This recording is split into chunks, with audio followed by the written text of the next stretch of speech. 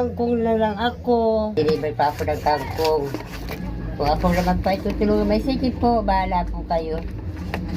Basta ako hindi lang hihingi po sa inyo na pagawa niyo itong bahay ko eh. Kung sa loob naman po ninyo, ay bahala po kayong magbigay. Yes, magandang araw po sa ating lahat.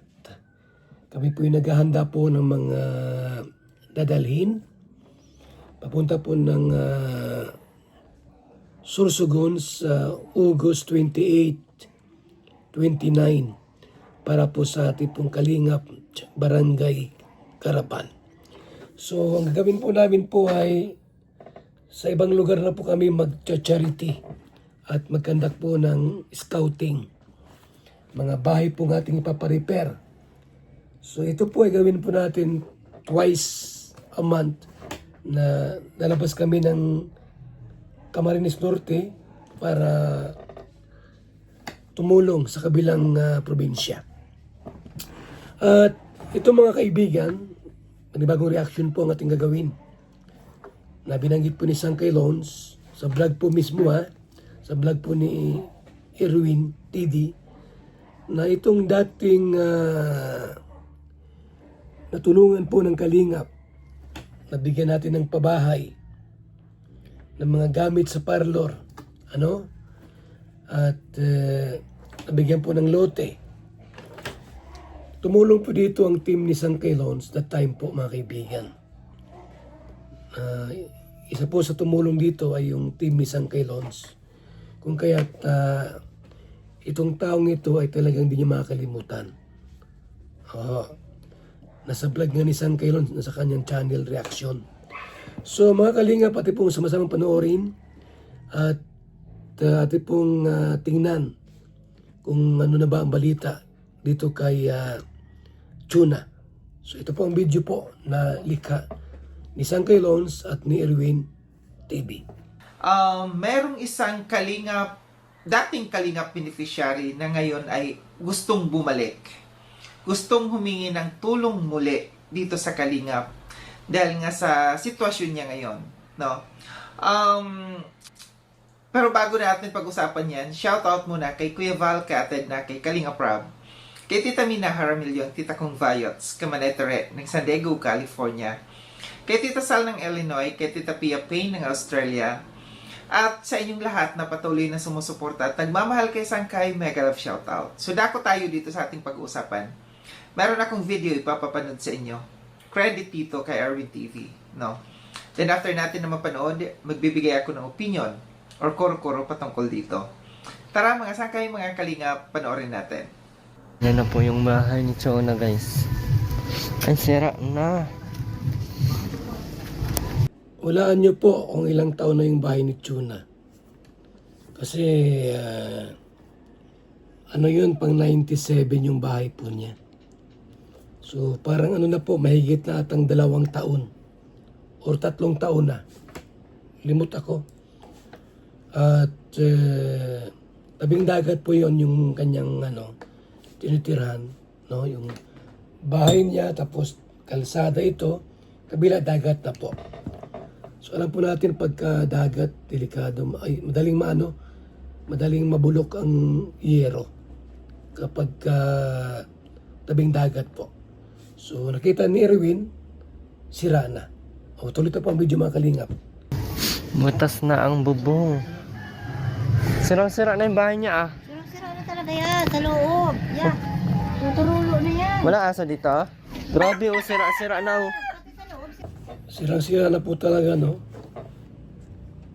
Abuti na yung may mga may mga vlogger po, Kalingap partner, na minsan yun ang gawin nila, bisitahin yung mga dating pabahay po natin. Kung pwede pang ayusin, di ba? Pwede pang renovate yung mga sira tulad ng bubong, yung madalas mas butas. Magawan po natin ng paraan. Magawan po natin ng paraan na maipagawa po natin. So tulad yan, may plano ang team ni Sangkay na tulungan at ayusin yung bahay ni Tuna. Ay, bumagsak na oh. Sira na, di ba? Sirang-sira masyado yung bahay ni Chona, guys. Ang dumi-dumi pati. Yeah. Pero, pati. Eh, Ha? Yun, na rin yung pintuan na yan. yung aso, mapasok tayo ha. Pasok na. Sirang-sira Hindi na. ko na lang nagpasok sa Di ba? bahog na sa loob. Bagsak na oh. Bagsak na. Ay, niya, bagsak na yan talaga. Matagal na yan eh. Matagal na yan, di ba? Oh. Kaya, wala na pag-asa. Sirang-sira na, oh. Sa kwarto niya na lang, hindi na bagsak. Ito. Ano yan? Ayan oh. Bagsak na oh. Bagsak na. Ano yan? Yung sira rin niya, baragsak na yung tutulo na yun. Ay, bumagsak na oh. Sirang-sira masyado yung bahay ni Chona, guys. Sigurado po, 101% pag umuulan, tumutulo yung loob ng bahay. Ay, grabe na po yung bubong. Talagang wala na. Halos kalahati po, wala na. Wala nang bubong. Ay, ilang bagyo na po nagdaan sa lakas ng hangin. So, dito po, grabe. Kawawa si Chuna po, mga kaibigan. Sobrang kawawa si Chuna sa kanyang bahay. Grabing sirang-sira. Ha? Pinakita ni Erwin TV yung lagay po ng bahay. Kaya naawa po si Sangkay. Naawa po si Sangkay. No, kay Chuna. Ulit po ang video, mga kaibigan. Bagsak na oh. Bagsak na yung bubong niya. Pero, ayan oh, yung mga kahoy. Pit natin.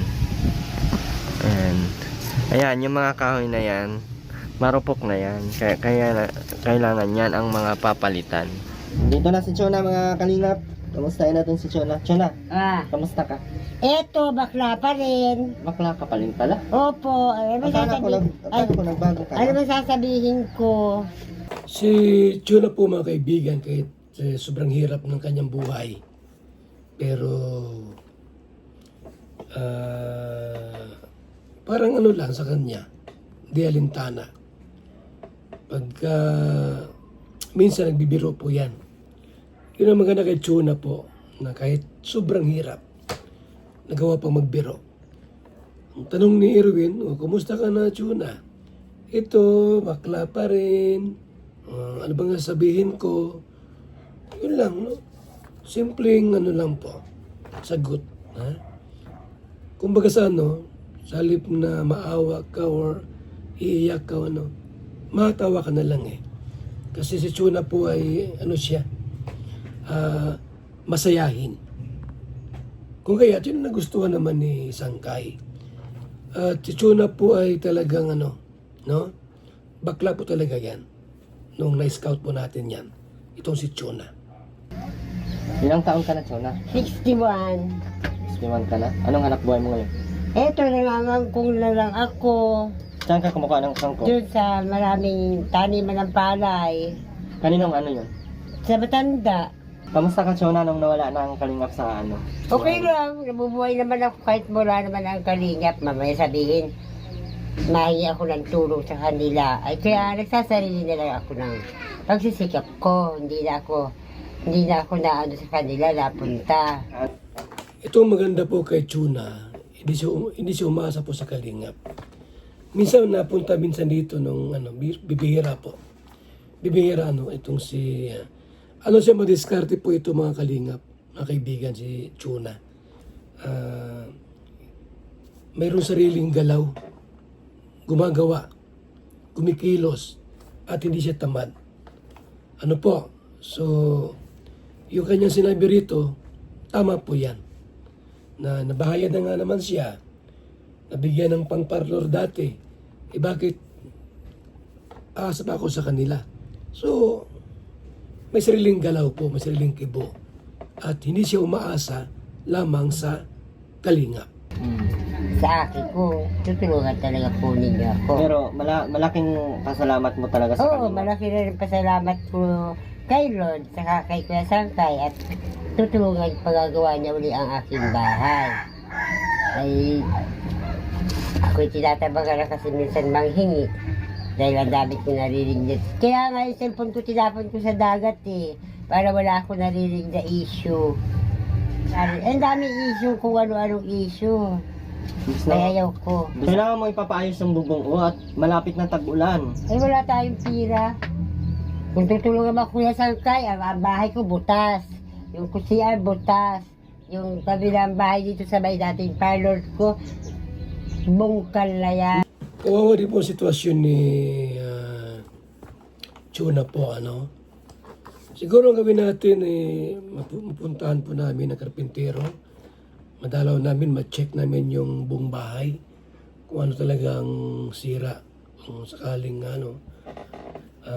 makaipon kayo ng mga materialis, ipapagawa po natin yung bahay po ni Chona. At naman, sobrang kawawa, di ba? So yan lang po ating pong nasilip at yung buong video po naka Erwin TV at nasa reaction po ni Sangkay Loans. So salamat po sa inyong lahat mga kaibigan at muli po ako nagpasalamat sa mga tumulong po sa ating pong kalingap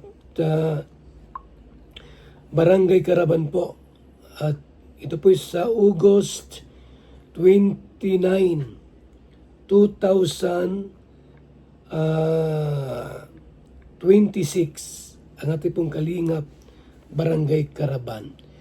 Salamat po at shoutout po kay Nancy Chin. Nagbigay po ng pabigas sa atin. Si Ate Chika, yan. Kalingap Hong Kong supporters. Asuplin. Kay Janet Galvan Salazar, maraming salamat.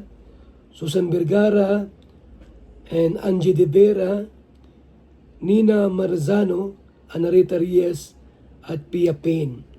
Sa mga nag-pledge po, thank you so much po sa mga nag-pledge din po sa ating pong landing pads or Kalingap Barangay Caravan pledges. Kay Lori Di Magalpok, Chat Adriano, Maya Vlog, Tita Litz, G. Panghubasan, July Ponil, Nancy Chin, Ann Ramirez Hiner at Chichika, Susan Vergara, Inday Siba, at Val Santos Matubang. Muli mga kaibigan, at yung ating pong project po ngayon ay sa ibang province na po tayo mag-scout at kung meron dyan mga bahay na ating pong tutulungan na maiayos, may paggawa sa tulong po natin mga kaibigan.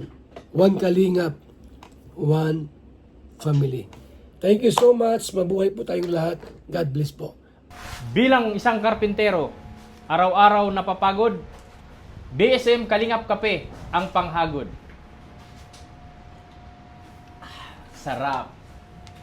BSM Kalingap Kape, ang kaping may puso. Dito na kayo mga kaibigan, mga Kalingap. At sigurado, gaganda at sasarap ang tulog at ang gising ninyo. BSM Kalingap Kape, napakasarap, nagpapagaling sa mga taong may sakit.